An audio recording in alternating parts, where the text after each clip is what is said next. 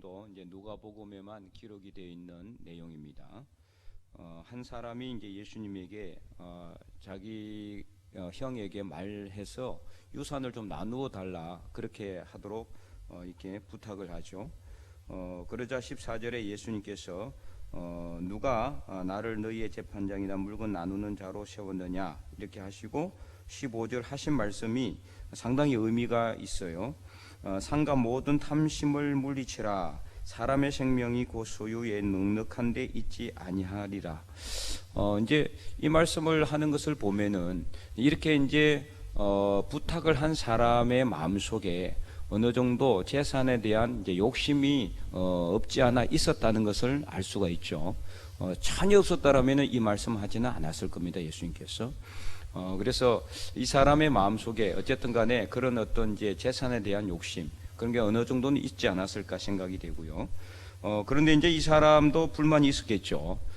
이제 정확한 이제 사유는 모르지만 형에게 재산을 나누라. 그러니까 아마 그의 형이 자기 부모님이 남겨준 재산을 다 차지해 버리는 것 같아요. 이제 문맥 정황상 본다면은 그러니까 이제 그 동생이 불만 있는 거죠. 나한테 하나도 주지 않고 형이 다 차지해 버리는 그런 이제 상황이라고 볼 수 있죠. 이런 문제는 우리 이제 이 가정이나 여러분 주변에도 뭐 비일비재하잖아요.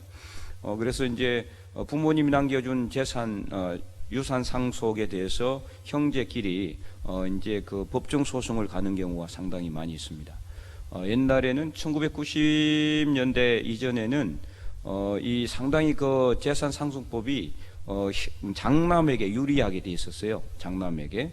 그래서 장남은 1.5 비율로 보면 1.5를 받고 그 다음에 이제 그 다른 형제들은 1, 그 다음에 딸들은 이제 또 달랐어요. 이게 상당히 그때까지만 해도 이제 우리나라 이제 아들을 중요시 여기는 그런 이제 문화가 상당히 이제 그 팽배했기 때문에 딸은 얼마 받았을까요? 혹시 아시는 분이 있습니까? 0.5를 받았답니다. 0.5. 자, 그러면 이제 출가한 딸도 있어요. 출가한 딸. 출가한 딸은 얼마를 받았을까요? 0.25. 0.25. 네, 참 재미있죠.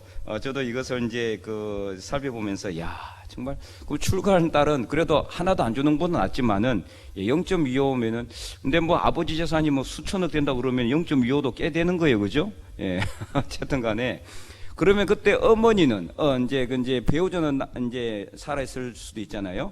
이제 아버지가 죽었을 경우에 배우자는 얼마 받았느냐? 배우자도 0.5를 받았다는 거예요. 예, 어머니인데도 불구하고. 그러니까 장남이 장땡이에요. 장남이. 네, 장남. 그래서 이제 그때만 해도 장남이 부모님을 모시는 그런 어떤 그런 가부장적인 그런 이제 유교적 어떤 풍습이 그대로 1990년까지 이루어져 왔다는 거예요. 91년부터 이게 재산법이 상속법이 바뀌면서 다 어떻게 됐느냐? 다 어떻게 됐어요? 1로. 예. 그리고 다 1로 바뀌었어요. 그러니까 형도 장남도 1, 차남도 1, 그 다음에 딸도 1, 그 다음에 시집간 딸도 1이에요. 예. 그러면은 어머니는 어떻게 됐을까요? 어머니 0.5를 받던 어머니는 1.5를 받았습니다. 1.5. 예. 그렇게 바뀌었어요. 그러니까 배우자로서 그 남편의 재산 그 이제 형성에 가장 많이 기여한 사람일 수가 있는 사람이 누굽니까? 배우자는 아내잖아요, 그죠? 예, 그러니까 그만큼 받아야 되는 게 당연하죠. 그러니까 상당히 공평하게 바뀌어졌다라는 거죠. 근데 예를 들어서 아버지가 살아 있을 때에 어떤 아들이 잘하는 거예요. 그러니까 이제 아들 셋이 있는데 둘째 아들이 너무 잘해. 그래서 첫째는 영 싹수가 없고 셋째도 영 뭐 그렇고 그래가지고 둘째 아들한테 재산을 왕창 몰아줘 버렸어 이미. 그러고 죽어버렸다. 그러면 이제 첫째와 셋째는 받을 게 거의 없잖아요. 그렇게 했을 경우에 이런 이제 이 재산 상속에 대한 법정 소송이 이루어지는 거죠. 그것을 바로 유류분이라고 그럽니다. 유류분. 그러니까 이제 법적으로 부모님이 남겨준 재산의 얼마를 절반은 자녀들이 받아낼 수 있는 권한을 줬다는 거예요. 권한을. 그러니까 예를 들어서 아버지의 그 재산이 10억이다. 10억을 이제 가지고 있었는데, 그러면은 돌아가시면은 무조건 자녀들이 몇 명이든 간에 뭐는 다 받는다? 5억 중에는 나머지를 5억 가지고 n분의 1로 나눌 수 있다는 거예요. 그러니까 만약에 아버지가 10억을 가지고 있다가 9억을 어떤 아들한테 다 줘버리고 1억밖에 안 남겼다. 그럼 1억 가지고 이게 나눠 먹어봤자 뭐 얼마 안 되잖아요. 그죠? 그런 경우에 이 유류분, 가처분 이렇게 소송을 한다고 합니다. 가처분 소송. 참 이게 이제 이게 형제지간에 그런 일이 있으면 안 되겠지만은 이게 어떻습니까? 이 탐심이라는 게 그런 게 탐심이라는 게 오늘 본문에 바로 이렇게 나왔어요. 탐심. 그러니까 이제 이 사람도 자기 형이 싹 다 가로채버리고 자기한테 돌아올 몫이 하나도 없으니까 예수님한테 찾아와가지고 내 형에게 명하여서 재산을 좀 나누도록 그렇게 이제 해달라. 어쨌든 간에 재산이 많이 없으면은 이런 거 하지도 않겠죠. 남겨놓은 것도 없으면은 좀이라도 남겨놨으니까 이런 문제가 발생을 하는 거죠. 그래서 오늘 본문에서 예수님께서는 이 말씀을 하면서 사람의 생명이 그 소유에 넉넉한 데 있지 아니한다라고 분명히 말씀하고 있습니다. 이 말은 어떤 의미냐? 사람의 생명이라는 것이 그 사람의 소유의 많고 적음에 달려 있다라는 것이 아니라 그 소유의 많고 적음에 아무 상관이 없다라는 거죠. 사람의 생명이라는 것은 누가 책임지는 겁니까? 하나님이 책임지는 겁니다. 그래서 소유가 많다고 해서 뭐 오래 살거나 소유가 적다고 해서 빨리 죽는 그런 일이 있는 건 아니라는 거죠. 우리가 살아가는 일에 있어서는 아무 문제가 안 된다라는 것입니다. 그런데도 사람들 어떻게 합니까? 많이 갖고 있어야 내가 오래 살 것처럼 생각해요. 그래서 어떻게 합니까? 어떻게 하든 살아있을 때 다 이렇게 모으려고 그러잖아요. 안 쓰고 모아요. 쓰지도 않을 거면서 모아요. 이게 사람들의 생리입니다. 여러분 어떻습니까? 오늘도 열심히 돈을 모으고 왔습니까? 열심히 살아가는 삶의 목적이 여러분 무엇입니까? 내가 돈을 어쨌든 많이 모아가지고 어쨌든 오늘 본문에 나와 있는 이 한 부자의 이 비유처럼 이 부자는 이제 농사를 많이 지어가지고 이때만 해도 이제 농경 문화기 때문에 농사, 소출을 가지고 재산의 많고 적음을 다투었단 말이에요. 그래서 이 부자는 많은 재산을 가지고 있는데 이 밭에서 풍성한 소출이 있어가지고 이 도대체 쌓아둘 곳이 없을 정도로 많은 풍년을 이제 이렇게 풍성한 계시를 거두었다는 거예요. 그래서 어떻습니까? 이 쌓아둘 곳을 지었다는 거죠. 창구를 지어서 그리고 가득 채워놓고 자기 영혼에게 야, 내 영혼아. 그러니까 이 말은 이제 자기가 자기한테 스스로 만족해서 야, 이제 막 그냥 두 다리 쭉 뻗고 잘 살 수 있겠다. 뭐 이런 이야기를 했다는 거죠. 그런데 예수님께서 뭐라고 말씀하십니까? 그날 저녁에 하나님께서 그 생명을 앗아가 버린다면은, 빼앗아가 버린다면은 그 사람의 재산은 누구 것이 되겠느냐 하는 거죠. 참 이렇게 이 말씀을 보면서 야, 이게 정말 이 세상의 것이 얼마나 무의미한가 이것을 알 수가 있는 것 같아요. 그래서 21절 말씀에 자기를 위하여 재물을 쌓아두고 하나님께 대하여 부요하지 못한 자가 이와 같다. 즉 다시 말해서 하나님의 이 사람은, 이 부자는 어떤 사람이라는 겁니까? 이 부자는 자기를 위해서만 재물을 잔뜩 쌓아놨지 하나님을 위해서는 쓰지 않았다는 것을 말하고 있는 거예요. 하나님에 대하여서는 부유하지 못한 삶을 살았다는 거죠. 자, 그래서 오늘 본문의 핵심은 뭐냐? 예수님께 말씀하고자 하는 영성적 교훈의 핵심은 뭐냐? 우리가 하나님에 대하여 어떤 사람이 되자? 부유한 사람이 되자는 겁니다. 하나님에 대하여 부유한 사람이 되라. 자, 그러면은 하나님께 대하여 부유한 것은 어떤 것을 말하는 것일까요? 헌금을 많이 해가지고 하나님 성전에 그냥 곳간을 꽉꽉 채우는 거, 이것도 나쁜 것은 아닙니다. 당연히 만약에 우리가 많은 돈을 벌어서 정말 부자가 되어가지고 11조를 많이 하고 감상금을 많이 하고 막 그렇게 해가지고 하나님의 성전을 곳간을 쫙 채우는 거, 이거 정말 감사한 일이고 기쁜 일이고 필요한 일이에요. 그런데 이것만이 목적은 아니라는 것입니다. 하나님에 대하여 부요한 것은 재물의 많고 적음이 아니라는 것을 말하고 있는 거죠. 그래서 오늘 본문 처음부터 끝까지 읽어보면 그렇잖아요. 사람의 생명이 소유에 넉넉한 데 있지 아니하다. 이 말씀과 그리고 하나님에 대하여 부요하지 못한 사람이 이와 같다. 아무리 자기를 위하여 재물을 많이 쌓아놓고 저축을 많이 하고 곳간에 꽉꽉 채워놔도 그날 저녁에 만약에 죽어버린다면은 아무 의미가 없는 것처럼 이 부요하다 부요하지 못하다는 이 기준이 뭐냐? 재물이 많고 적고 재산이 많고 적고 돈이 많고 적음이 아니라는 것을 말씀하고 있는 거예요. 이것을 예수님께서는 오늘 우리에게 이야기하고 있는 겁니다.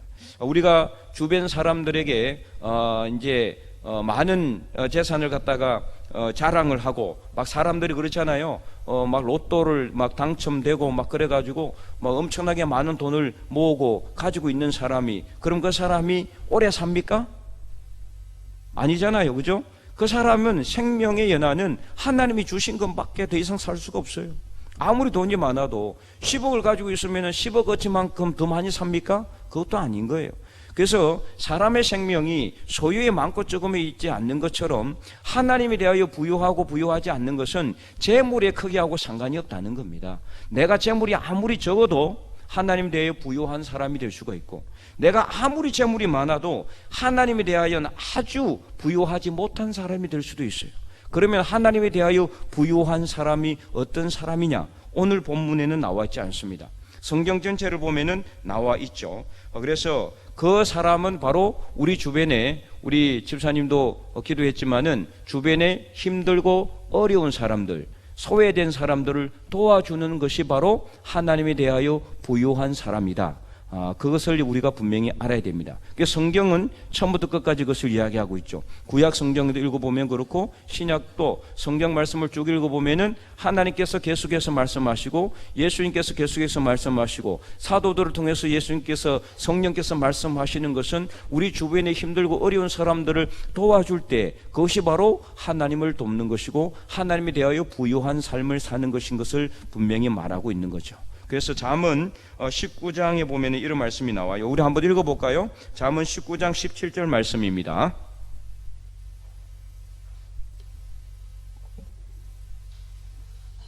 잠언 19장 17절 말씀.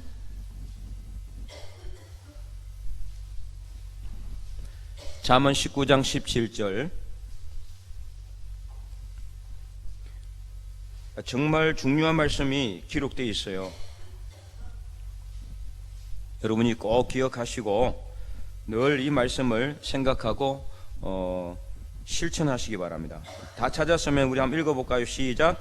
가난한 자를 불쌍히 여기는 것은 여호와께 꾸어드리는 것이니 그의 선행을 그에게 갚아주시리라. 아멘. 네, 가난한 자를 불쌍히 여긴다라는 건 그냥 불쌍히 여기기만 하고 도와주지 않는 게 아니라 불쌍히 여기고 어떻게 해주는 걸 의미합니까? 도와주는 것을 의미하는 거죠. 콩 한 조각으로 나눠주고 그 다음에 내게 있는 것 조금이라도 가지고 그 사람을 도와주는 것. 그렇다고 해서 하나님께서 우리의 집을 팔고 논을 팔고 통장을 털어가지고 재산을 다 주라는 의미가 아니에요. 그 사람을 위해서 기도해주고 위로해주고 또 힘들고 어려우면은 조금이라도 도와줄 수 있는 그런 삶을 살라는 거죠. 그렇게 하는 것이 어떻게 하는 겁니까? 하나님께 꾸어드린다. 자, 그러면 우리가 하나님께 꾸어드리면 하나님이 갚을까요? 안 갚을까요? 우리가 사람들에게 꾸어주면은 안 갚을 수도 있죠, 그죠? 예, 그래서 돈 뗀 사람들 많죠. 예. 내가 하는 말은 그냥 매덕 그런 게 아니고 뭐 1,000원 빌려줬다가 안 갚아 그런 경우도 있고, 그죠? 예. 생각 안 하면 못 갚는 거죠. 그리고 나도 생각나야 또 갚을 수가 있는 거고. 그런데 어쨌든 사람은 어떻습니까? 이렇게 다 잊어버려요. 근데 하나님은 어떻습니까? 절대로 잊어버리지 않습니다. 절대로 잊어버리지 않습니다. 10원 한 장도 하나님은 다 기억하시는 분이에요. 그리고 하나님께서는 우리가 하나님께 드린 것만큼만 딱 주는 분이 절대 아닙니다. 하나님은 이자를 왕창 쳐가지고 주시는 분이십니다. 이자를 왕창 쳐서. 요즘 우리 그 이율이, 예금 이율이 뭐 이런 게 이제 얼마나 정도 되는지 잘 모르겠는데, 예전에는 막 작년 같은 게 6%, 7%까지 올라갔잖아요. 예금 이율, 적금 이율 말고요. 예금 이율. 네, 그런데 요즘 어쨌든 간에 이율이 이 정도로 막 올라갔다가 내려갔다가 요동치는데, 그래서 막 투자를 어디에 하느냐 막 하는 그런 상황에 막 우리가 따라가잖아요. 어떤 때는 여기 은행에 넣었다가 어떤 때는 여기 다른 데 넣었다가, 그래야 이제 어쨌든 이자라도 조금 좀 많이 받으니까. 근데 우리 하나님은 그렇게 바뀌시는 분이 아니라, 우리가 하나님께 구워드리면은 하나님은 우리에게 우리가 상상할 수도 없을 정도로 많은 이자를 우리에게 쳐서 갚아주시는 분이라는 것을 분명히 믿고 확신하시기 바랍니다. 그게 바로 뭡니까? 바로 우리는 이미 받았어요. 그죠? 사실은 우리가 그걸 생각할 필요도 없어요. 이미 우리는 그 어떤 것으로도 살 수 없는 생명의 이 구원을 받았잖아요. 그죠? 우리가 이 구원이라는 거 돈을 주고 살 수가 있습니까? 절대로 살 수가 없어요. 얼마를 주고 여러분 구원을 바꿀 수가 있겠습니까? 10억? 아니면 1조요? 아니면 1000조? 아닙니다. 이 세상에 다 준다고 해도 구원하고 절대 바꿀 수가 없잖아요. 그렇기 때문에 하나님은 이미 우리에게 우리가 셀 수 없을 정도로 많은 것으로 우리에게 이미 갚아주셨어요. 그리고 지금도 하나님은 우리 삶 속에 필요한 것을 갚아주시는데, 우리가 정말 청량할 수 없는 그 은혜를 베풀고 계신다. 여러분 믿으십니까? 그래서 우리가 하나님께 구워드리는 겁니다. 가난한 자를 불쌍히 여기는 것은 하나님께 구워드리는 것이다. 그래서 하나님은 절대로 계산착오가 없으신 분입니다. 철저하게 우리에게 갚아주시되 풍성하게 갚아주시고 더 많이 채워주시는 분이다. 그래서 신명기 15장에도 보면은 이 말씀이 계속해서 나와 있어요. 우리 신명기 15장 한번 보겠습니다. 15장 7절과 8절 말씀에 하나님께서 분명히 모세를 통해서 명령하신 말씀이 있어요. 신명기 15장 7절과 8절.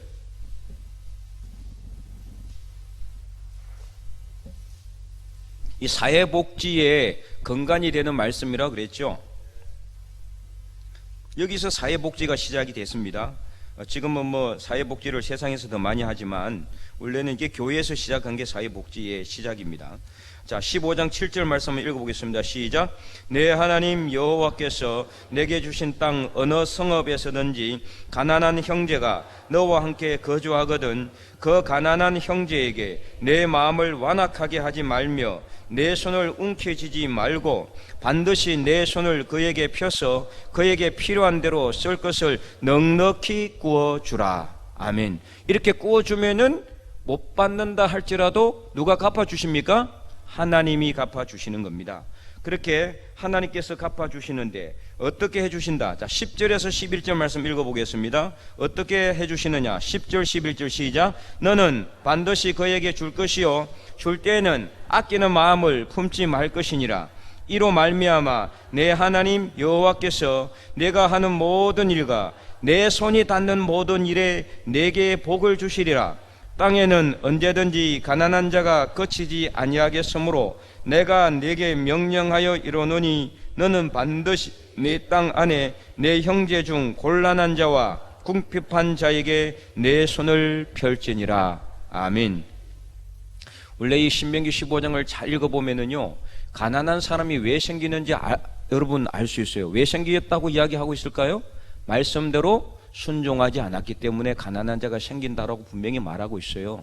신명기 15장을 처음부터 끝까지 잘 읽어보면은 우리가 하나님의 말씀대로만 순종하고 말씀대로만 잘 살면은 절대로 가난한 자가 있을 수 없다는 것을 알 수가 있어요. 사실 이제 이 말씀에서 또 뭐가 시작되느냐, 우리가 그렇게 시작하는 사회주의가 시작이 됐습니다. 사실은 막스라는 사람이 그 아버지가 목사예요. 그리고 그는 목사의 아들이었고, 이게 그 사회주의 이론이 성경에서 시작된 겁니다. 성경에서. 그래서 어쨌든 간에, 하나님께서 하신 말씀의 이 원리는 하나님의 말씀대로만 살면은 아무도 가난한 사람이 있을 수 없고, 아무도 병든 자가 있을 수 없다는 것을 알 수가 있습니다. 그러나 우리가 어떻습니까? 우리는 너무나 연약해요. 말씀대로 100% 순종할 수가 없어요. 그래서 말씀에 어떨 때는 나도 모르게 말씀대로 살지 못한 때가 너무 많아요. 그래서 어떻습니까? 우리가 살아가는 삶 속에 어떤 사람은 가난하고 어떤 사람은 부자로 살기도 하고 어떤 사람은 여유가 있고 어떤 사람은 너무나 결핍한 가운데 살아가기도 해요. 그 모든 문제의 원인이 결국에는 하나님 말씀대로 살지 않았습니다. 이 세상의 모든 삶의 구조의 삶의 문제, 악의 원리 이런 것들이 다 결국에는 악이 원래 있었던 것이 아니라 우리가 말씀대로 살지 못함으로 인해서 발생한 것이라고 할 수가 있어요. 악과 선이 왜 생겼느냐? 선의 결핍이 바로 악이다. 이렇게 어떤 신학자는 이야기했습니다. 선의 결핍이란 건 뭐냐? 우리가 100% 우리 삶을 하나님 말씀대로 채우고 하나님 말씀대로 완전한 삶을 살면은 절대로 악이라는 거 있을 수가 없다라는 거예요. 죄가 설 자리가 없는 거예요. 그렇잖아요? 그런데 우리가 어떻습니까? 말씀대로 살지 못하는 바로 그 자리가 죄가 생기고 악이 발생한다라는 거예요. 그래서 선과 악을 하나님이 만든 게 아닙니다. 절대로. 하나님은 절대로 죄도 만들지 않았고 악도 만들지 않았어요. 우리 연약한 인간들이 아담의 타락 이후에 완전하지 못하고 범죄함으로 말미암아 죄가 발생하고 악이 발생하게 된 겁니다. 그러므로 우리는 말씀대로 살면은 모든 문제 해결되는 겁니다. 사실은. 그런데 어쨌든 간에 이렇게 하나님께서는 모세를 통해서 미리 예언하셨어요. 내가 사는 땅 어느 곳에든지 어떤 사람이 있을 것이다. 불쌍한 사람이, 가난한 사람들이, 소외받는 사람들이 있을 것이라는 거예요. 왜요? 말씀대로 살지 못할 것을 하나님께서는 알고 있었기 때문에. 그런데 하나님께서는 이미 알고 있었기 때문에 그들을 썰어버린 것이 아니라 그들도 하나님의 품 안으로 들어올 수 있도록 잘 사는 사람들이 조금이라도 나누어 주어서 그들로 하여금 하나님의 사랑을 깨닫고 감동을 받아서 하나님의 품 안으로 다시 들어올 수 있도록 길을 만들어 준 것입니다. 바로 그것이 사회복지의 원리예요.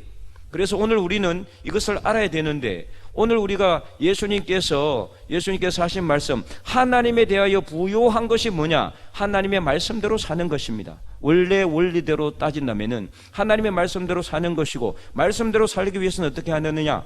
불쌍한 사람들, 가난한 사람들을 도와줄 수 있어야 된다라는 거죠. 이것을 끝없이 하나님께서는 모세를 통해서 명령하였고, 그래서 밭에서 어떤 곡식을 벨 때 이삭을 흘리면은 어떻게 하라고 그랬어요? 줍지 말라 그랬어요.